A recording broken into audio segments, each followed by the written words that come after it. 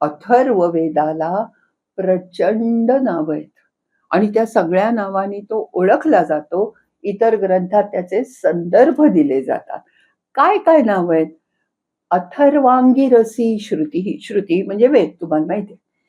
अथर्व आणि अंगिरस ऋषी या दोघांनी मिळून जे काम केलं त्याचं नाव अथर्वांगिरस.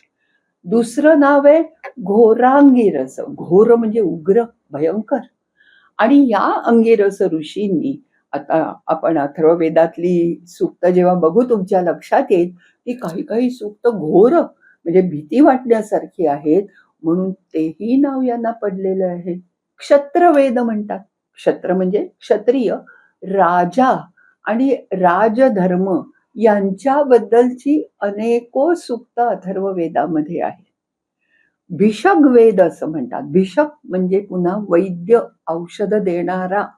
अथर्ववेदात आयुर्वेदाचा पूर्ण पायात बळकटपणे तयार झालेला आपल्याला दिसणार आहे.